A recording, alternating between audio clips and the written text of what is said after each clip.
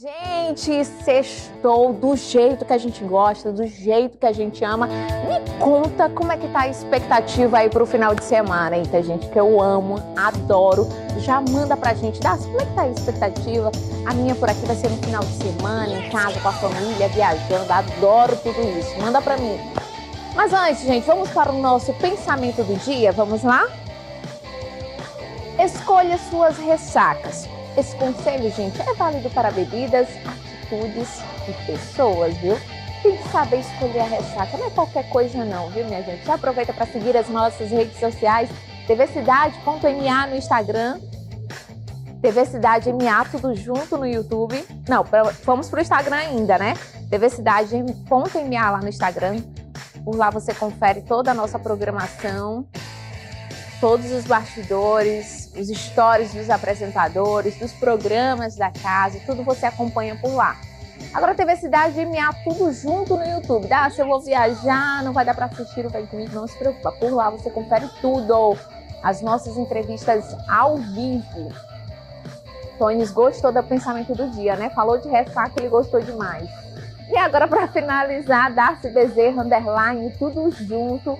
Já me segue lá no Instagram que eu vou amar receber vocês por lá. E agora vamos para um assunto muito interessante, gente. Vamos lá?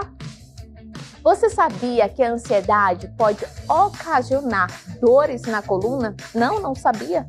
E aquela tensão que sentimos? A postura errada durante uma crise de ansiedade? Sabia que tudo isso pode levar a uma lesão na coluna, na parte da cervical e lombar? Pois é, minha gente, para falar sobre esse assunto, eu converso agora com ele, Dr. Paulo Rogério, ele que é especialista em ortopedia e já está aqui no estúdio. Olá, Dr. Paulo, tudo bem? Tudo bem, querida. Muito bem-vindo aqui no estúdio. Dr. Paulo, ansiedade e coluna. Ansiedade e coluna. Tudo junto e misturado. Muito importante, muito importante. Então quer dizer que uma pessoa com ansiedade, ela pode sentir também dores na coluna. Sim, existe uma tensão. Existe uma correlação muito grande entre os sintomas de dor e a ansiedade. Né? A ansiedade é o mal do século. Nós estamos vivendo numa época em que 60% dos adultos estão sofrendo de ansiedade e isso tem se intensificado entre adolescentes e crianças também. Basicamente pelo aumento do acesso à informação, é que as pessoas estão ficando mais ansiosas, elas estão prevendo o futuro, tentando prever coisas que não estão vendo. Isso é o conceito de ansiedade. Não é raro você ver que pessoas que têm dores não têm diagnóstico, não tem absolutamente nada de errado fisicamente, ortopedicamente falando, mas tem os acessos de dor e é exatamente nos momentos em que tem mais estresse, que tem uma sobrecarga funcional, profissional, física, emocional maior. Principalmente emocional. É aquela pessoa que ela está sentindo uma dor muito grande, ela chega no hospital, não tem nada. Ela sente aquela dor, foi feita ali uma tomografia, foi feito vários exames, não dá nada. Mas ela está sentindo aquela dor, um sintoma da ansiedade. Sim, a dor é um dos sintomas da ansiedade. Existem vários, né? Quem já foi diagnosticado com ansiedade, os profissionais de saúde, todos sabem que são de 5 a 8 sintomas principais: a taquicardia, a sudorese, a irritabilidade e a dor. Foi o que a gente veio conversar hoje. A dor cervical, a dor lombar são as principais dores, são os principais locais em que se manifesta a dor no ansioso, na pessoa que tem algum transtorno dissociativo, algum transtorno de humor, e que a gente costuma chamar tudo de ansiedade para facilitar. Você falou que já teve dor cervical porque estava estressada? Estressada. Isso não é raro, isso é muito mais comum do que você imagina. A pessoa tem manifestações somáticas, manifestações físicas de uma coisa psicológica que está acontecendo. E aí parece que fica um peso, né? Parece que a pessoa está carregando um mundo. Exatamente. Na costa, uma tensão. Meu Deus, que ali uma massagem já alivia muito. Mas a importância também de buscar por uma fisioterapia. Agora vamos falar da solução de tudo isso, né, doutor? A gente está falando aqui dos problemas, do que a ansiedade provoca, mas tem jeito, dá para resolver, dá para conciliar? Sim. Tudo vai passar inicialmente por um diagnóstico. Você não pode tratar uma doença sem saber o que está causando aquilo. Diante de uma pessoa que já tem hábito, tem costume de ter dor cervical, dor lombar ou qualquer dor no corpo, geralmente essa dor aqui em cima dos ombros, aquela pessoa que tem hábito de estar se ajeitando o tempo todo, olhando para cima, se instalando, cria esse transtorno obsessivo compulsivo de instalar. Essa pessoa, ela precisa de diagnóstico. Eu preciso ir ao médico. Eu preciso saber por que aquela estrutura está doendo.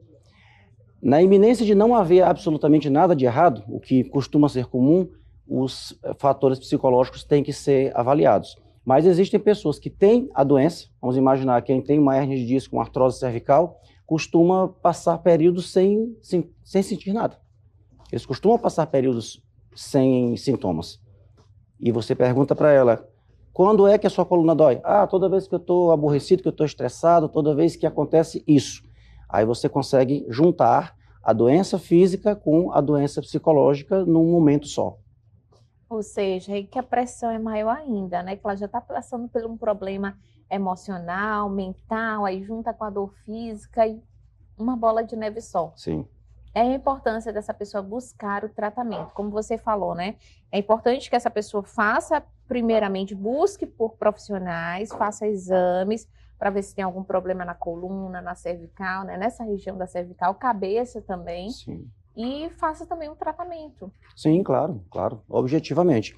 O tratamento vai depender do que está errado, na verdade. Cada dia que passa, a gente percebe que tem aumentado o número de pessoas ansiosas com dor. Você não encontra a causa física, médica dessa dor, e o médico que trata de dor, o ortopedista, o próprio pediatra que trata de crianças que estão se queixando hoje de dor cervical, né? Isso é outra coisa que a gente vai conversar, né? Que é o uso crônico de celular, que também tem causado muito isso em crianças e adolescentes. O médico, ele tem hoje a obrigação de compreender sobre os problemas psicológicos, principalmente desses distúrbios de ansiedade, e conseguir conversar com o paciente e dizer, olha, vamos procurar um psicólogo. Até hoje existe um certo preconceito. Se você chega para alguém e diz, olha, vamos procurar um psicólogo, o médico me chamou de doido. Né? Terrível isso, né? Quando a gente cuidar de você. Exato, né? a gente está encaminhando para o profissional correto para compreender os fatores que estão acontecendo, que estão causando aquela dor, já que aquilo não é causado por doenças ortopédicas. Esse feeling, essa necessidade que o profissional de saúde tem que ter para direcionar a pessoa para um tratamento de saúde mental, ele tem que existir em todas as áreas da medicina. Então a gente está falando ali de pessoas que estão lidando principalmente com a internet. Hoje as pessoas acabam se comparando, ela vê ali vidas de muitas outras pessoas muito bem ali nas redes sociais, movimentando. Então, hoje a pessoa não consegue ficar 10 minutos sem o celular, não. Ela tem que andar o tempo todo com o celular. E essa frequência de estar com a cabeça baixa, às vezes até insônia, né? A pessoa acaba dormindo de mau jeito, deitando de mau jeito.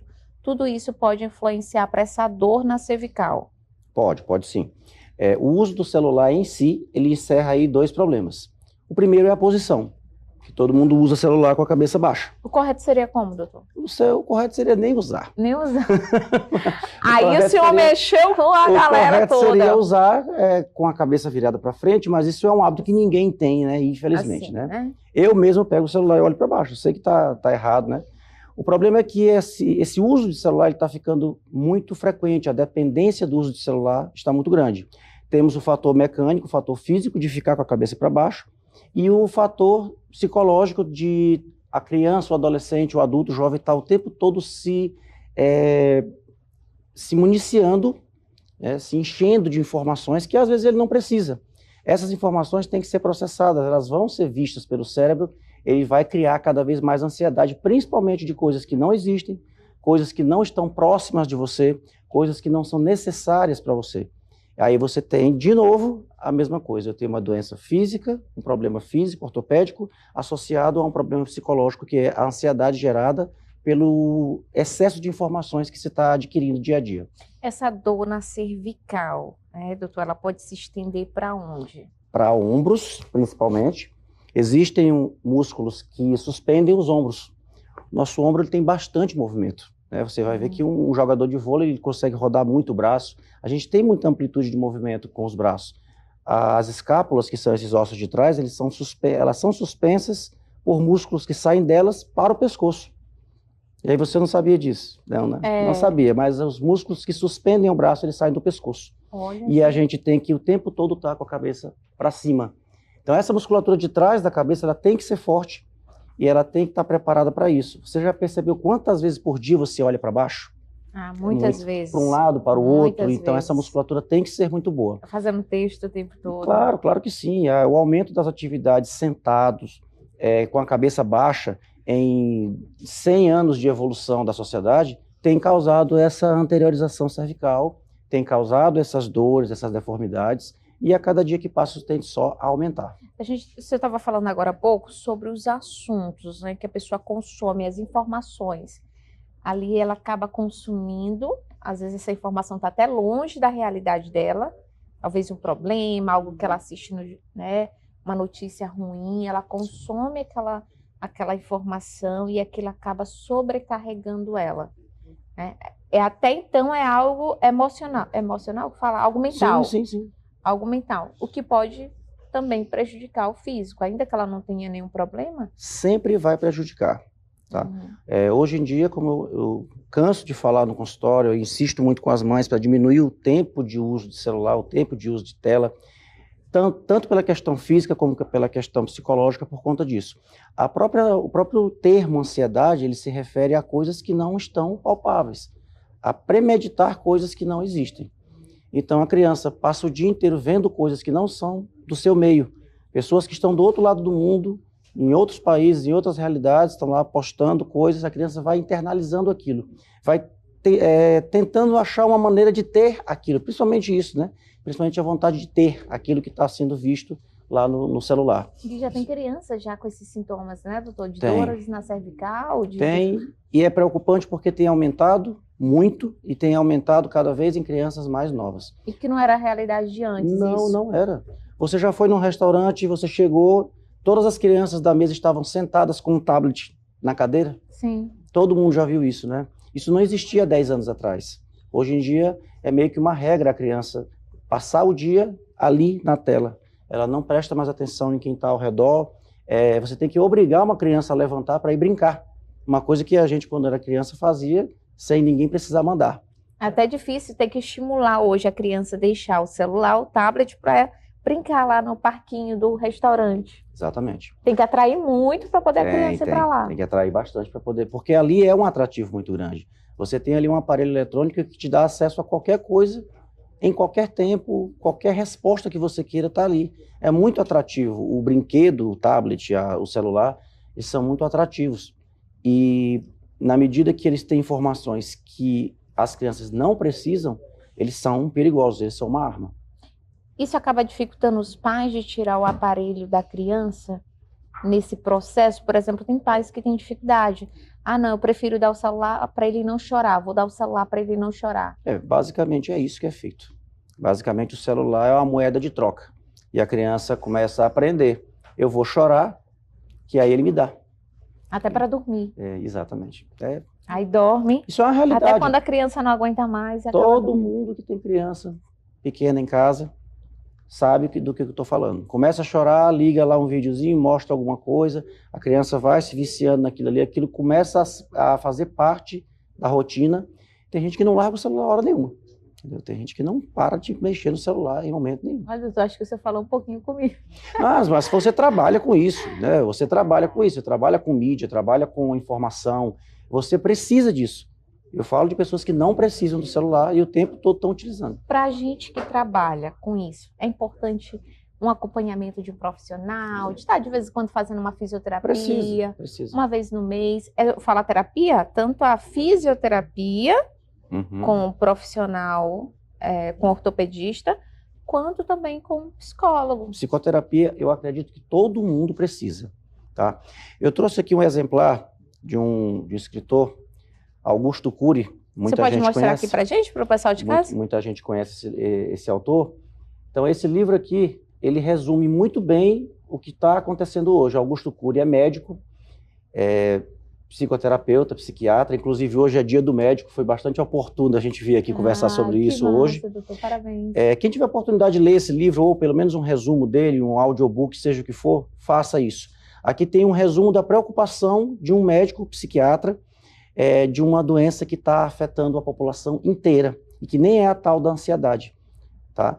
Ele fala muito bem disso aqui. Eu gostaria que todos tivessem acesso. Eu acho que Já vou aderir. isso aqui devia ser leitura obrigatória nas escolas. Eu sabia, pelo menos no último ano de escola, todo mundo deveria ler isso aqui. É muito interessante esse livro. Já vou aderir, doutor.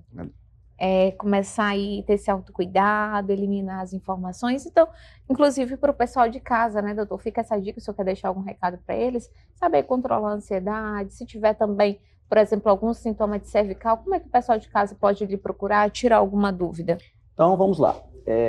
75% dos adultos um dia vai apresentar dor na cervical ou na lombar. Isso aí é estatística mundial, independente do país. Os fatores mudam de um país para o outro, de uma cultura para outra, mas em suma 75%.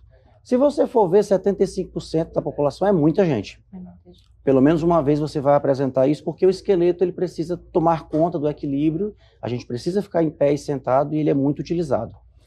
O que a gente tem que fazer? É se policiar em relação à posição. É aquela criança que senta com a cabeça para baixo, é você que senta de uma maneira incorreta durante o seu trabalho. Essas coisas vão um dia cobrar o preço, que é inicialmente a dor. Uma pessoa que sente dor na cervical, na lombar, 2 vezes por semana, ela tem que procurar o médico. Ela tem que ter diagnóstico, saber o que está acontecendo.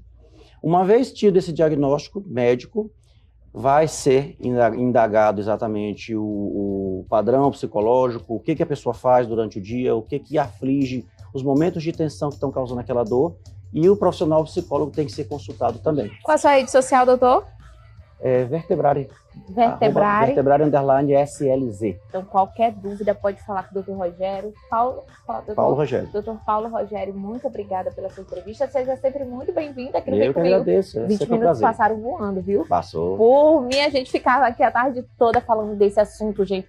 Tem sempre que cuidar da gente, do nosso físico, do nosso bem-estar e garantir muito mais qualidade de vida. O nosso Vem Comigo vai ficando por aqui nesse sextou, mas na segunda-feira estaremos de volta.